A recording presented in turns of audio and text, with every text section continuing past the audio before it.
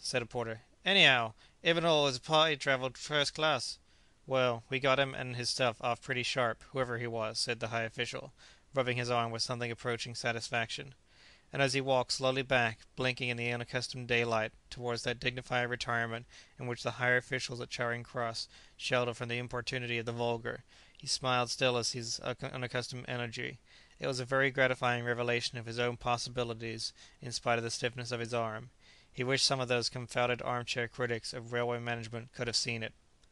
4. By 5 o'clock that evening this amazing cosser, with no appearance of hurry at all, had got all the stuff for his fight with insurgent bigness out of earshot and on the road to Hickley Brow. 2 barrels of paraffin and a load of dry brushwood he had bought in earshot, plentiful sacks of sulphur, 8 big-game guns and ammunition, 3 light breech-loaders with small shot ammunition for the wasps, a hatchet, 2 bill-hooks, a pick and 3 spades, 2 coils of rope, some bottled beer, soda and whiskey, 1 gross of packets of rat poison, and cold provisions for 3 days, had come down from London. All these things he had set on in a coal trolley and a hay wagon in the most business-like way, except the guns and ammunition, which were stuck under the seat of the Red Lion wagonette appointed to bring on Redwood, and the 5 picked men who had come up from Ealing at Cosser's summons. Coster conducted all these transactions with an invincible air of commonplace, in spite of the fact that Ershot was in a panic about the rats, and all the drivers had to be specially paid. All the shops were shut in the place, and scarcely a soul abroad in the street, and when he banged at the door a window was apt to open. He seemed to consider that the conduct of business from open windows was an entirely legitimate and obvious method. Finally he and Bensenden got the Red Lion dog-cart and set off with the wagonette to overtake the baggage. They did this a little beyond the cross roads, and so reached Hickley Brow first. Bensington, with a gun between his knees, sitting beside Coster in the dog-cart, developed a long-germinated amazement. All they were doing was, no doubt, as Coster insisted, quite the obvious thing to do, only, in England one so rarely does the obvious thing. He glanced from his neighbour's feet to the boldly sketched hands upon the rein.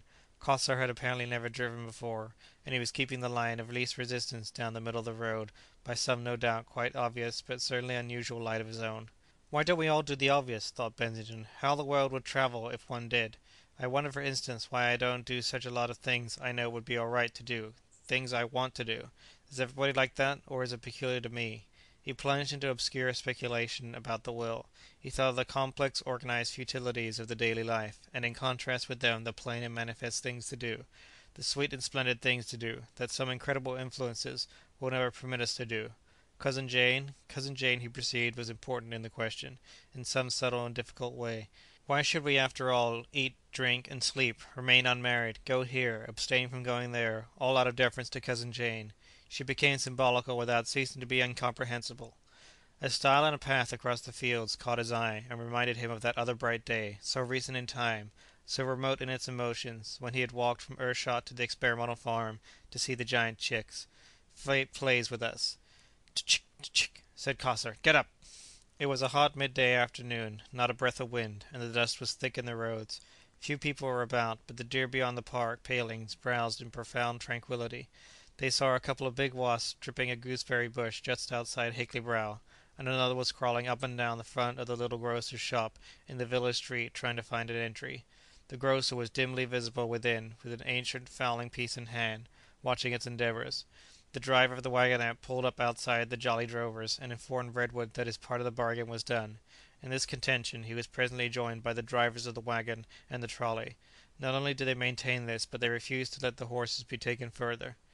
"Them big rats is nuts, on 'orses," the trolley driver kept on repeating. Coster surveyed the controversy for a moment. "Get the things out of that wagonette," he said, and one of his men, a tall, fair, dirty engineer, obeyed. "Give me that shotgun," said Coster. He placed himself between the drivers. "We don't want you to drive," he said. "You can say what you like," he conceded, "but we want these horses." They began to argue, but he continued speaking. "If you try and assault us, I shall, in self-defence, let fly at your legs. The horses are going on." He treated the incident as closed. "Get up on that wagon, Flack," he said to a thick-set, wiry little man. "Boone, take the trolley." The two drivers blustered to Redwood.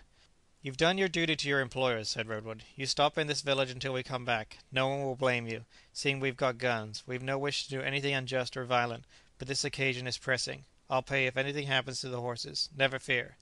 "That's all right," said Coster, who rarely promised. They left the wagonette behind, and the men who were not driving went afoot. Over each shoulder sloped a gun. It was the oddest little expedition for an English country road, more like a Yankee party, trekking west in the good old Indian days. They went up the road, until at the crest by the stile they came into sight of the experimental farm. They found a little group of men there with a gun or so. The two Folkers were among them, and one man, a stranger from Maidstone, stood out before the others and watched the place through an opera glass.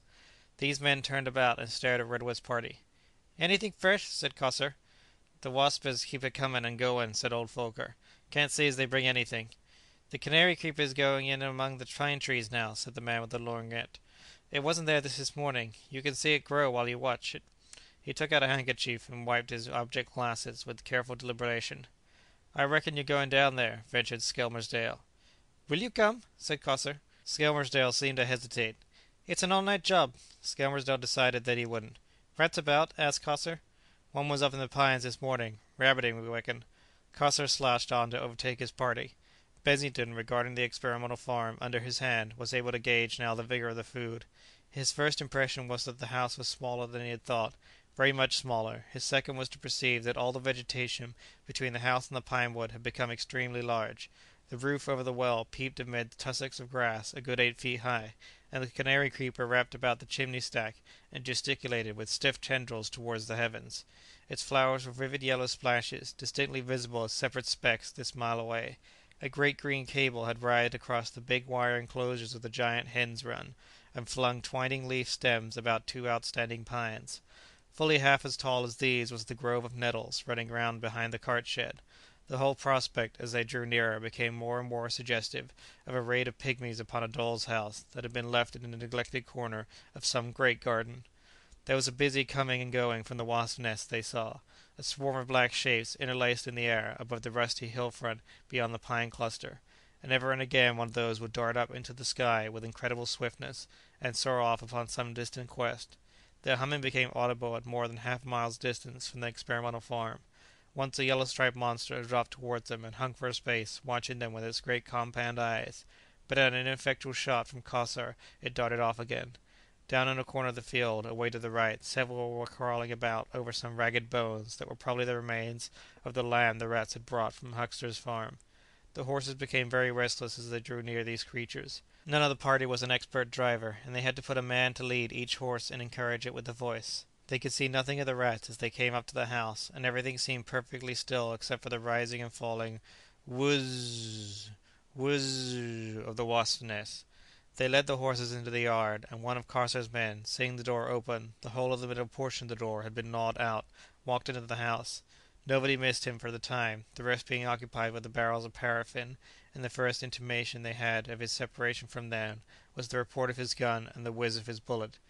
Bang, bang, both barrels, and his first bullet, it seems, went through the cask of sulphur, smashed out a stave from the further side, and filled the air with yellow dust.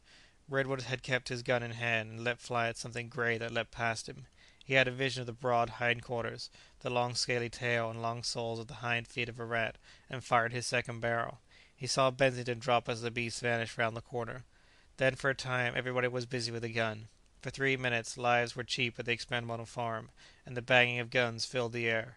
Redwood, careless of Benington in his excitement, rushed in pursuit, and was knocked headlong by a mass of brick fragments, mortar, plaster, and rotten lath splinters that came flying out at him as a bullet whacked through the wall. He found himself sitting on the ground with blood on his hands and lips, and a great stillness brooded over all about him. Then a flattish voice from within the house remarked, "Gee whiz!" "Hullo," said Redwood. "Hullo there," answered the voice, and then, "Did you chats get him?" A sense of the duties of friendship returned to Redwood. "Is Mr. Benington hurt?" he said. The man inside heard him perfectly. "No one ain't to blame if I ain't," said the voice inside. It became clearer to Redwood that he must have shot Benington. He forgot the cuts upon his face, arose and came back to find Benington seated on the ground and rubbing his shoulder. Benington looked over his glasses. "We peppered him, Redwood," he said, and then, "he tried to jump over me and knock me down, but I let him have it with both barrels, and my, how it was hurt my shoulder to be sure." A man appeared in the doorway. "I got him once in the chest and once in the side," he said. "Where's the waggons?" asked Coster, appearing amidst a thicket of gigantic canary creeper leaves. It became evident to Redwood's amazement, first, that no one had been shot, and secondly, that the trolley and waggon had shifted 50 yards, and were now standing with interlocked wheels amidst the tangled distortions of Skinner's kitchen garden. The horses had stopped their plunging. Half way towards them the burst barrel of sulphur lay in the